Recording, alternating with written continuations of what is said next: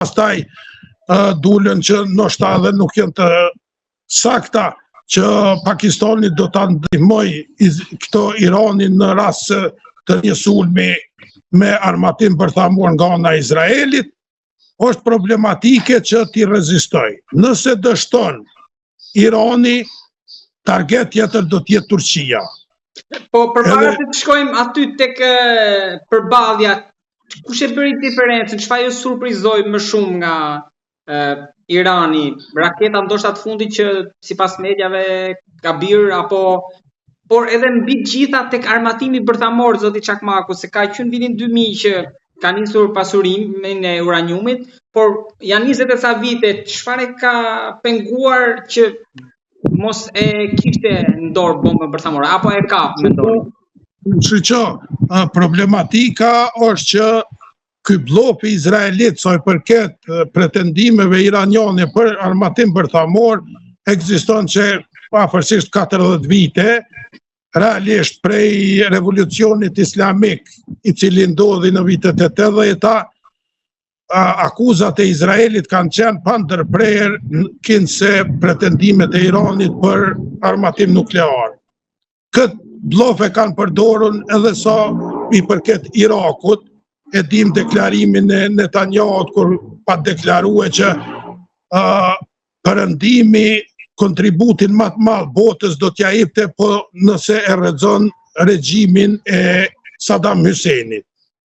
E gjithë kjo ka qenë me të vërtet, nëse lexohet ai artikull të cilin e ka prezentue ajo platformë, thonë elaborat, të cilin e ka prezentue Jolan, e shef që asnjëna nuk ka të bëj me atë se çka prezenton Iraku, Irani, Arabia Saudite, Jordani, Turqia, Siria.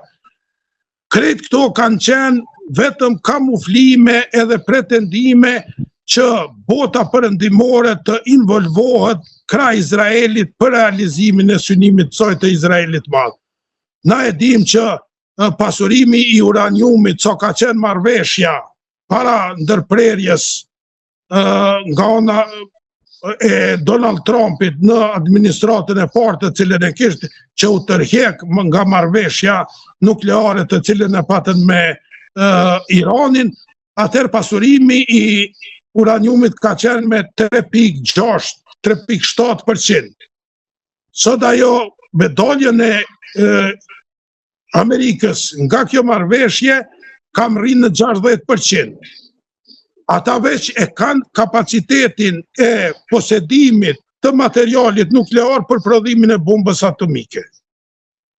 Ata apërsisht i kanë dikun 400 kg të cilat mund të përdoren për prodhimin e armatimit bërthamor.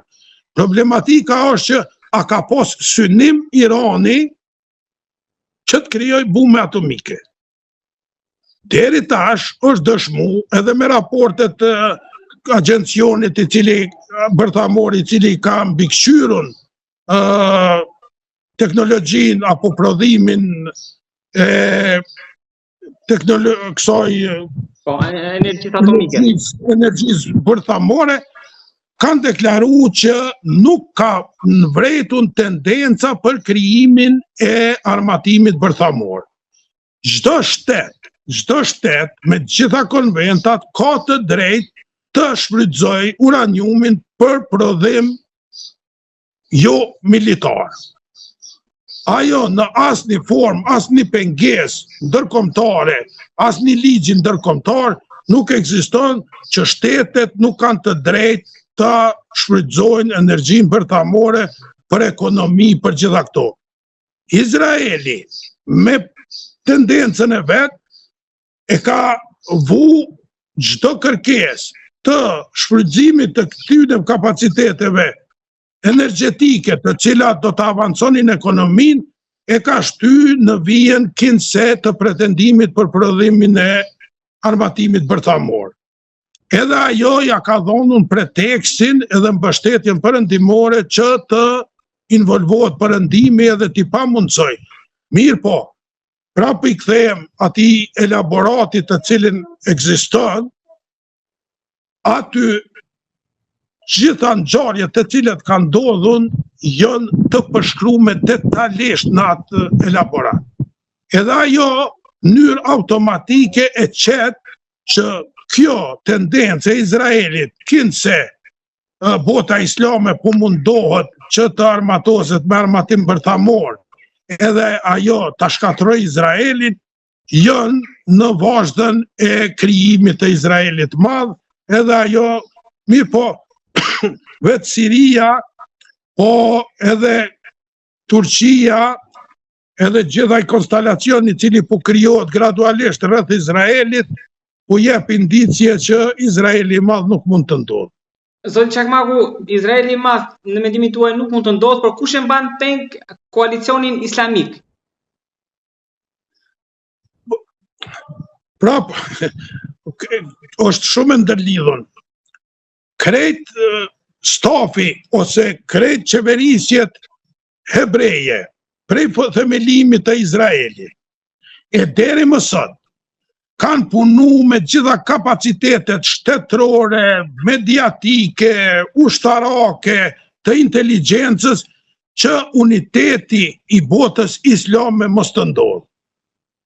Ajo aq shumë është investue në këtë ide ose në këtë projekt që të pamundsohet unifikimi i botës islame, që realisht na peshohum që dimos të madhe është arritur.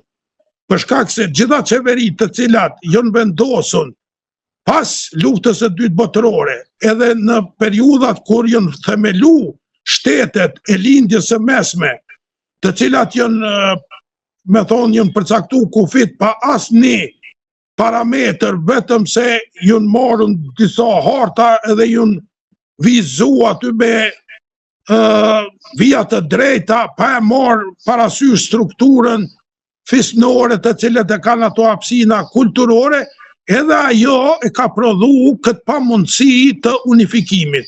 Për shkak se sa herë kanë pas nevojë, ata kanë ndërhy edhe kanë fillu konflikte të mbrëmshme të cilat e kanë pamundsu.